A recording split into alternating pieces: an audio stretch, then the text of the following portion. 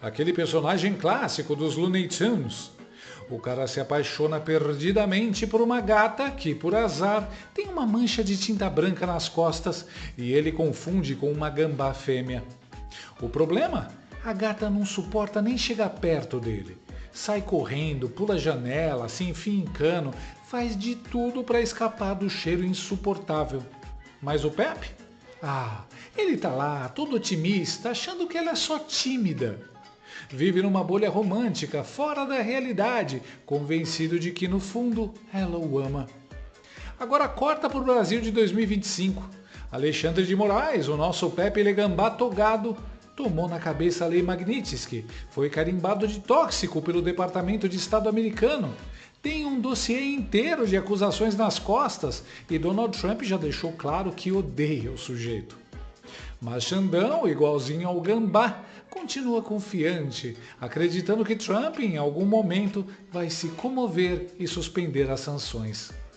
A diferença é que, enquanto no desenho a gente dá risada, na vida real é só constrangimento internacional com cheiro de enxofre jurídico.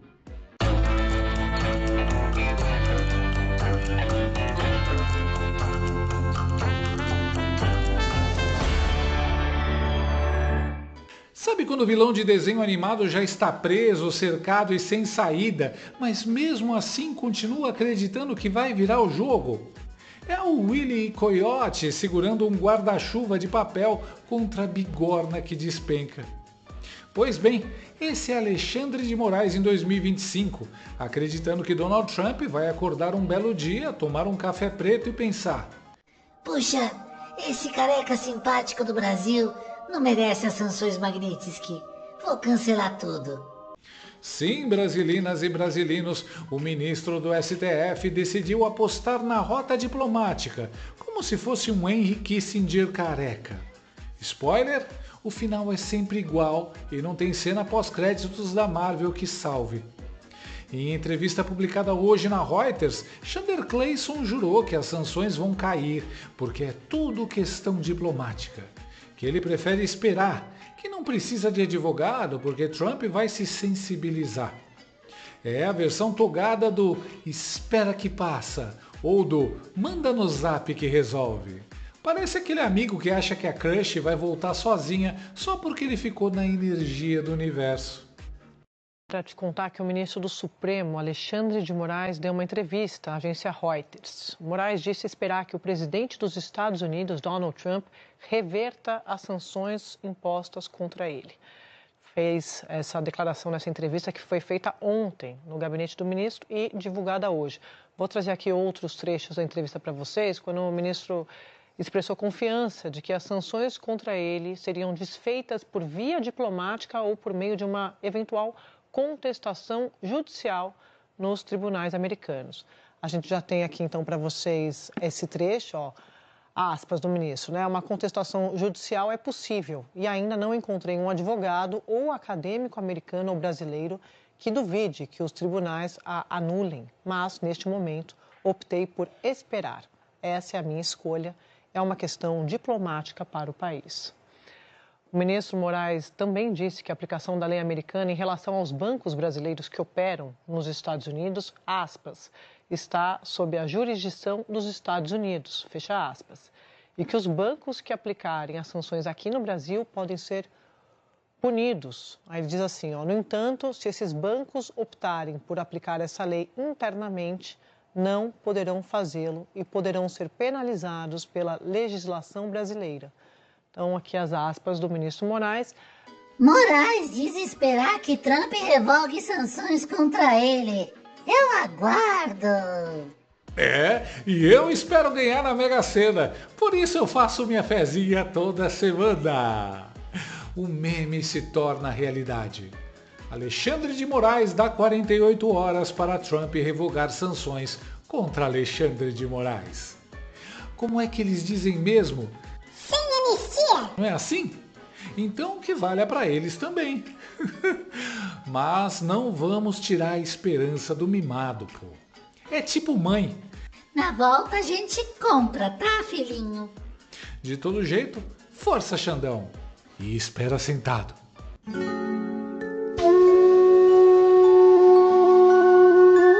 reação mais impagável a essa falta de noção do cabeça de cotovelo foi a do Paulo Figueiredo.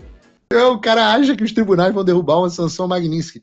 Eu peço, câmera 2, ministro Alexandre de Moraes, eu peço uma gentileza. O senhor está dizendo que não encontrou advogado acadêmico, seja no Brasil ou nos Estados Unidos, que não diga que suas sanções sejam derrubadas no tribunal. Então vamos fazer o seguinte, eu pago $100 mil para os seus advogados entrarem com essa ação e derrubarem uma lei Magnitsky. Eu pago $100 mil do meu bolso, não precisa nem recorrer às contas bloqueadas suas. Se você perder, você renuncia. Mas se você ganhar, eu pago $100 mil de honorários para advogados para você aqui nos Estados Unidos. Se ganhar, eu pago $100 mil de honorário. Sabe quantas sanções Magnitsky foram derrubadas na justiça americana até hoje? Entra aí no Google, faz uma pesquisa no ChatGPT. Eu acho que é um acordo justo. Eu estou botando o meu na reta, você coloca o seu. Você renuncia se não forem derrubadas. Coloque o seu destino na mão da Justiça dos Estados Unidos. Eu não estou nem preocupado em cair na mão de um juiz democrata. Nem preocupado. Senta o dedo, capricha. Esse é o grau da confiança que eu tenho que as sanções Magnitsky montadas contra você são indestrutíveis. Não só são indestrutíveis, como, além do mérito em si, a jurisprudência nos Estados Unidos de não interferência dos tribunais no poder executivo do presidente são gigantescas. Então, tá feito aqui, eu sei que você acompanha o Paulo Figueiredo Show, tá feito aqui o desafio. Para quem não está acostumado com um judiciário imparcial que segue as leis em vez de usar a criatividade, deve ser difícil mesmo aceitar. Mas não dá ideia, o Zupidem não resolve mais. O homem está surtando, meu amigo. Ele acha que pode com a lei Magnitsky. Imagina quando ele ouvir falar da seção 301. Ele vai querer barrar e nós estamos tudo frito. Sem falar que ainda falta a bomba de um certo ex-assessor que está na Itália. E a história da entrada falsificada de Felipe Martins em Orlando. Tem tanta prova e acusação contra o Xandildo que compactaram os documentos em átomos.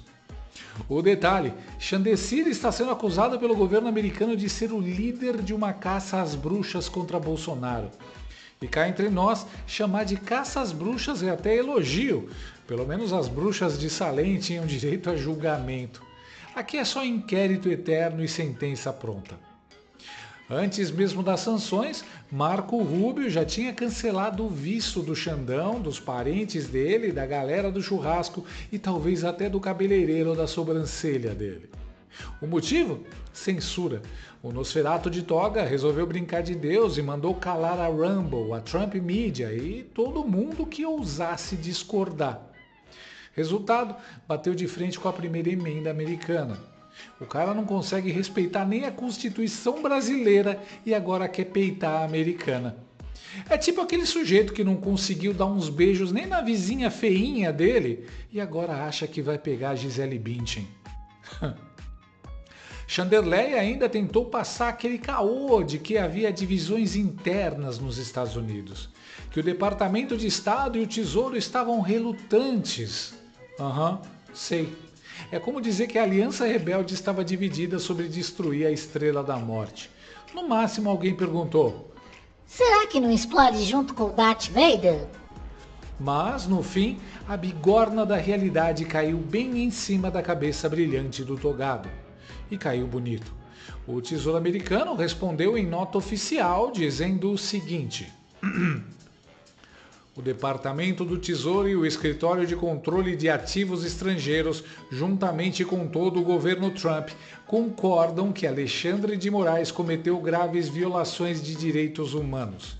Em vez de inventar uma ficção fantástica, Moraes deveria parar de realizar detenções arbitrárias e processos politizados. Traduzindo? Careca, para de inventar fanfic e solta os presos políticos. Que coice! Imagina o quanto isso deve doer num cara que se acha um semideus e que não admite ser questionado nunca. Só que aí vem o golpe baixo. Chanderleia ameaçou punir bancos brasileiros que obedecerem às sanções americanas. Sim, o ministro decidiu oficializar. Se vai me ferrar, eu vou ferrar o Brasil inteiro! É o famoso sequestro institucional. É tipo Corleone, um poderoso chefão. Você não vai me ajudar? Então vai acordar com a cabeça do cavalo na cama. Só que aqui é mais tosco. Você não vai segurar minha conta, então vai tomar multa do STF. É, a cartinha da democracia que os banqueiros assinaram tá saindo cara pra caramba, hein? E o brasileiro, como é que tá?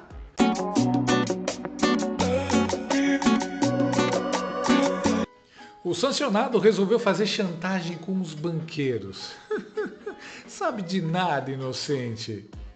Só que, diferente do que pensa Chandemar, os bancos não são o Itaú Personalité dele. O BTG, quem diria, do petista André Esteves, já sugeriu que vai cancelar preventivamente as contas dos sancionados. Tipo, melhor perder um cliente do que perder acesso ao dólar. Ou seja, para o mercado financeiro, Xandirene não é um semideus intocável. É só risco de compliance. E aí entra o tempero final. Por causa da entrevista, as ações dos bancos despencaram. O mercado inteiro sentindo o peso de uma chantagem pessoal travestida de decisão judicial. É como se o Papa, na hora de abençoar coletivamente as pessoas na Praça São Pedro, dissesse que a bênção só vale para as primas dele que estão lá. Com informação agora de última hora de uma entrevista que foi concedida pelo ministro Alexandre de Moraes à agência Reuters. A nosso colega aqui de Brasília, o Ricardo Brito, e ao Brad Haynes. Essa entrevista está mexendo neste momento no mercado financeiro. O ministro do Supremo Tribunal Federal, Alexandre de Moraes, que está no centro das crescentes tensões entre Brasil e Estados Unidos, disse à agência Reuters, uma entrevista feita ontem à noite, publicada há poucos minutos, que espera uma mudança de postura do presidente dos Estados Unidos, Donald Trump, para reverter as sanções impostas contra ele, afirmando que haveria falta de consenso dentro de órgãos do governo norte-americano. Vitor Irajá, essa informação é extremamente importante, tem mexido no mercado financeiro. É uma primeira vez que o ministro Alexandre de Moraes fala diretamente sobre o governo dos Estados Unidos, sobre os efeitos da Lei Magnitsky e os impactos aqui no Brasil. Não só, né, Uribe, falando também especificamente dos bancos, ressaltando que as instituições brasileiras poderiam ser punidas se aplicarem sanções aos Estados Unidos por ativos brasileiros, ou seja, inflamando ainda mais esse temor por parte do mercado do ponto de vista de impactos práticos, depois de um dia bastante nocivo, de um derretimento das ações que a gente acompanhou ontem. Hoje havia um certo movimento de recuperação, estou acompanhando inclusive aqui o índice financeiro, né, dos bancos que são listados no Ibovespa. A gente tem a maior parte dos papéis agora no campo negativo, ou seja, em uma nova queda depois de realmente um massacre do valor de mercado das ações ontem, né? Os bancos que perderam cerca de 42 bilhões de reais em valor de mercado durante as negociações nessa terça-feira. A gente viu uma leve recuperação, uma tentativa de mitigar e de reinterpretar exatamente as possibilidades envolvendo esses impactos, até porque o mercado brasileiro, para a gente destacar ainda mais com uma Selic a 15%, ele é bastante interessante também para as instituições financeiras norte-americanas, né? E é evidente que os efeitos da Lei Magnitsky, eles ainda também estão sendo mensurados pelas instituições financeiras, como eu disse já, a maior parte delas, pelo menos as mais importantes, com operações significativas nos Estados Unidos. E sobre esse derretimento das ações no dia de ontem, a gente preparou inclusive uma arte mostrando exatamente essa perda de valor das principais instituições bancárias aqui no Brasil. Olha lá, o Itaú, né, tanto as ações ordinárias quanto preferenciais caíram cerca de 3,84%, uma perda de 14,7 bilhões de reais em valor de mercado, um montante mais significativo do que o do BTG Pactual, caiu 3,48% durante o pregão de ontem, atingindo ali cerca de 11,4 bilhões de reais em perda também de valor. Banco do Brasil, bastante impactados, ações bastante impactadas, uma queda mais expressiva. É evidente, como tem um valor de mercado menor do que seus parceiros privados, esse impacto ele foi mitigado ali em relação ao que a gente vê de Itaú e BTG. Ações do Bradesco também queda, né, perdendo 5,4 bilhões de reais ontem, e as ações do Santander caindo 4,88% ontem, também perdendo 3,2 bilhões de reais. Um momento de cautela por parte dos investidores, de correção exatamente por essa aversão ao risco e uma tentativa por parte das instituições financeiras de entender o que está sendo exigido por parte das autoridades norte-americanas, quais seriam os impactos dessas operações nos Estados Unidos por parte dessas instituições e, evidentemente, que tipo de resposta eles teriam que dar para a justiça brasileira entre a cruz e a espada. Ou desrespeitam a legislação, estão sujeitos a punições nos Estados Unidos com as suas operações por lá, ou desrespeitam a legislação brasileira e, evidentemente, também estão sujeitas a punições do ponto de vista judicial aqui. Se o cabeça de manequim achava que ia melhorar, se enganou. Na verdade, piorou, porque, como todo mundo sabe, o Trump adora um desafio.